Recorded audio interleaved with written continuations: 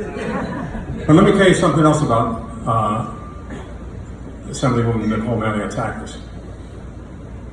Earlier this year, I was up in Albany, the Assembly, trying to ensure that we got the funding for our Boy State program.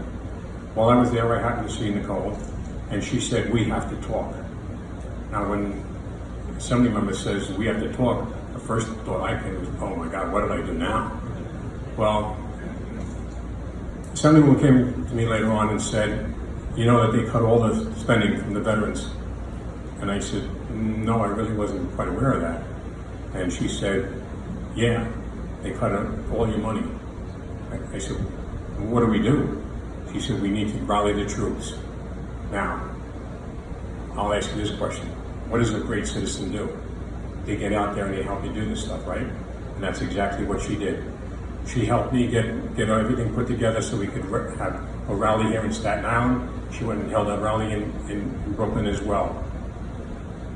Sometime later, we find out that the funding for the Gold Star parents was also cut, reduced out of the budget. Well, she didn't stop there. She got on television, she got on the radio, she got out there and she beat the bushes, and guess what? The funding for the Gold Star families was put back into place. That's the kind of citizen that we have representing us. Nicole, would you please come here and accept this award?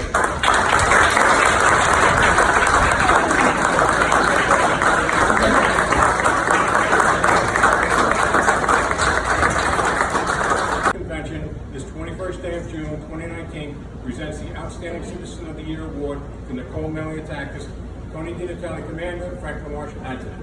That's beautiful. Thank you. I want to thank all of you for this acknowledgement. Let me go over here. I don't want to stand in front of anybody. I want to thank all of you for the acknowledgement, and it really means a lot to me because a lot of times we work hard in Albany, and sometimes we feel like we're unappreciated. You know, reading social media, sometimes you can feel that way, or reading the comments on the Staten Island Advance. But what I'll say is I always feel appreciated when I'm here with the veterans because we share really a love for this country. We share an appreciation for our freedom and liberties, and we know that we have to fight for them, and perhaps now more than ever. This year actually was interesting. It's actually been the worst legislative session I've ever had in Albany. Unfortunately, things that I fought against for 8 years have now become law, and it's been quite ugly. But what I'll say is we won a few significant battles this year, and one of them was working with Frank and the members of the American Legion to restore the proposed cuts that the governor had originally put in the budget for peer-to-peer counseling and mental health programs for our veterans. I mean, that can mean the life or death of a veteran who's trying to assimilate back to civilian life. And it was so critical that we kept that funding intact. And not only did we restore the funding, we actually got the money expanded to expand the program in New York City. Then there was the whole fiasco, you remember, after it was put in the budget, funding to give those who are in our country unlawfully access to college, free college tuition. And a week later, some of my colleagues went into a committee meeting for higher education and voted against giving that same benefit to the children of military men and women who are either deceased or disabled on duty. They had the protection for combat veterans if someone was deceased or disabled in combat, but it wasn't if, let's say in training, vehicle collision, whatever. That protection wasn't there. And so we made a big deal about this. We took it national. We actually even got the President of the United States to tweet something about this, really a disgrace, quite frankly, that we would put those who are not even citizens before those who serve this country and gave their life or gave something, disability. And so a week later, the governor announced he was going to expand the program, and we got the coverage for our Gold Star families. But last night, we have a very significant victory, which none of you know about yet, because we just finished session this morning at 7:30 a.m., believe it or not. We had an all-nighter, so we've been up all night, but we had a very significant victory. As you know, they passed a bill to give driver's licenses to illegal immigrants on Monday. And I fought very hard. We debated that bill for hours. We really made our case. Fortunately, the numbers and the votes are just against us. Unfortunately, this year it's very bad. We just see things happen and we can't do anything about it because we don't have the votes to stop it. We have to do it this way, by embarrassing them into doing what's right. Yesterday, 2 days ago, which is 3 days after this driver's license bill passed, they brought up an automatic voter registration bill, okay? Which basically said anyone who applies for a driver's license will automatically be registered to vote. The bill language is, awful. The bill language is terrible. And I made a whole, if you follow me on Facebook or YouTube, the whole video's up there, explain everything. I went on Facebook, I went to the office of the New York Post in the Capitol, I went to New York One, I said, you guys have to do something about this. Because we're talking about the integrity of our elections, which is really, at the end of the day, is all we really have, is the integrity of being able to elect the people who represent us.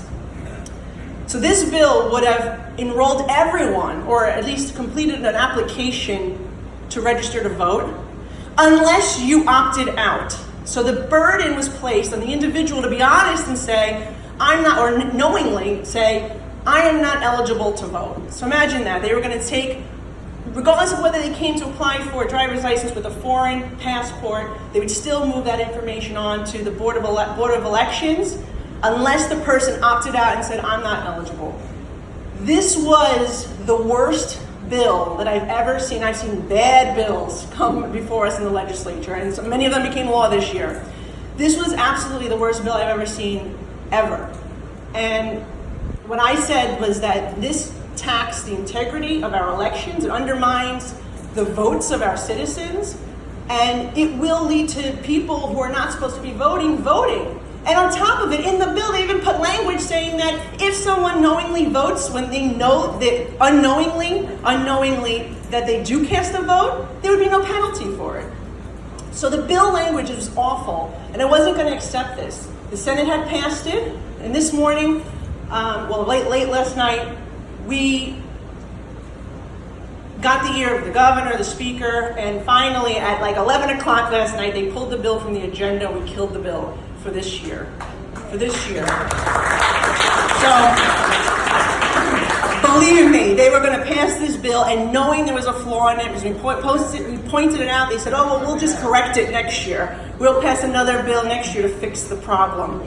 So anyway, it's been sort of like talked about online and social media and in the Post today. You should share it with everyone, because this is going to be a battle that continues next year when we go back. I know that they're going to try to bring this bill up again.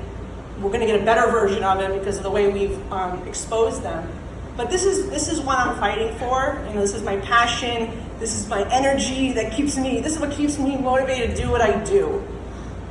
Okay, and so as long as I'm in office, I'm going to continue to do it, and I appreciate that I have the support and the friendship of the people in this room, and God bless you all, because you fought for that vote. You fought to preserve our elections, our democracy, and so as an elected official, I have my job to do to make sure we keep it intact as well. Thank you, everybody.